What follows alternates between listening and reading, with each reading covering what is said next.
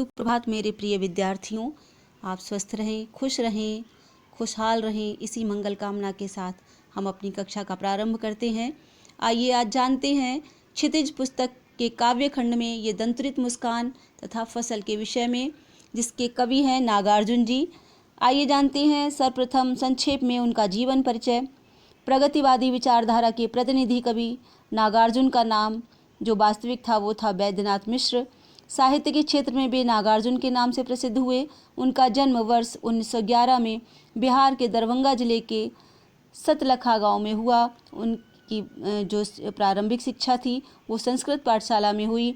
वर्ष 1936 में जब वो श्रीलंका पहुंच गए तो वहां उन्होंने बौद्ध धर्म ग्रहण कर लिया। वर्ष 1938 में वे अपने स्वदेश लौट आए। इसके बाद जानते हैं हम ये दंतरित मुस्कान का भावार्थ। तुम्हारी ये दंतरित मुस्कान मृतक में भी डाल देगी जान। धूल धूसर तुम्हारे ये गात, छोड़कर तालाब मेरी झोपड़ी में खिल रहे जलजात। परस पाकर तुम्हारा ही प्राण, पिघल कर जल बन गया होगा कठिन पाषाण। छू गया तुमसे कि झरने लग पड़े सैफालिका के फूल, बांस था कि बबूल। तुम मुझे पाए नहीं पहचान, देखते ही रहोगी अनिमेष। थक गए हो आँख लूँ मैं फेर, क्या हुआ यदि हो सके परिचित न पहली बार। यदि तुम्हारी माँ न माध्यम बनी होती आज, मैं न सकता देख, मैं न पाता जान। तुम्हारी ये दंतरित मुस्कान, धन्य तुम माँ भी तुम्हारी धन्य।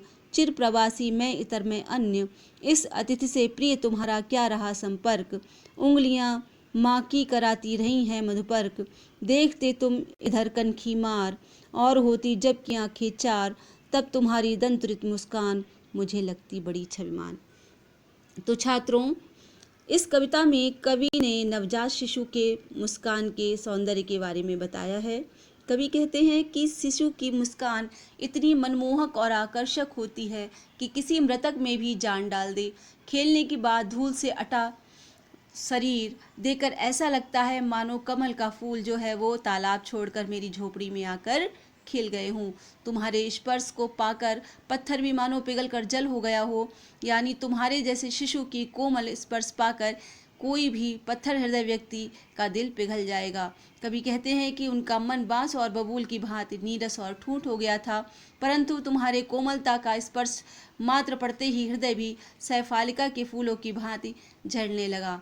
कवि के हृदय में वात्सल्य की धारा बह निकली और वे अपने शिशु से कहते हैं कि तुमने मुझे आज से पूर्व नहीं देखा है, इसलिए मुझे पहचान नहीं रहे।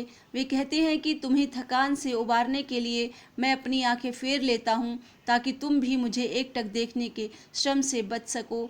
कवि कहते हैं कि क्या हुआ यदि तुम मुझे पहचान नहीं पाए।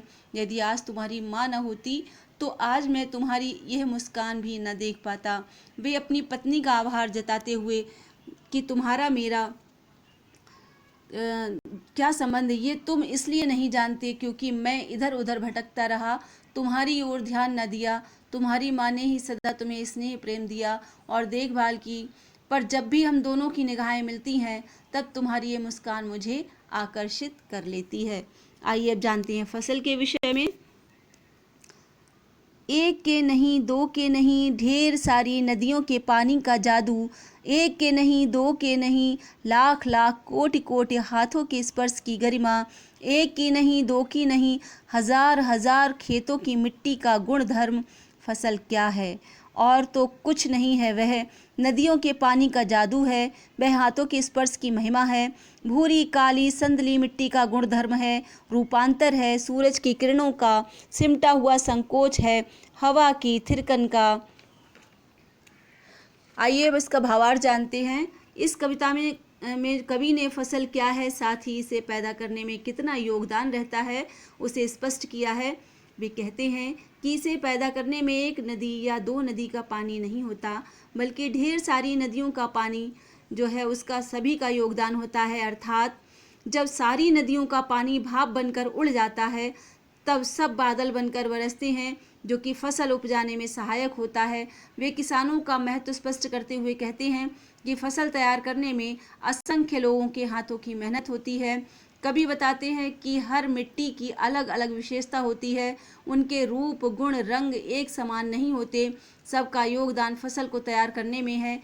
कवि ने बताया कि फसल बहुत चीज़ों का सम्मिलित रूप है, जैसे नदियों का पानी, हाथों की मेहनत, भिन्न मिट्टियों का गुण तथा सूर्य की किरणों का प्रभाव तथा मंद हवाओं का स्पर्श, इन सब के मिलने से ही हमारी फसल तैयार होती है।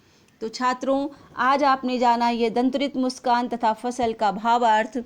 आज की कक्षा के लिए इतना ही। अगली कक्षा में फिर मिलेंगे। आप प्रसन्न रहें, खुश रहें, निरोगी रहें, स्वस्थ रहें, इसी मंगल कामना के साथ दोबारा आपसे भेंट होगी। धन्यवाद।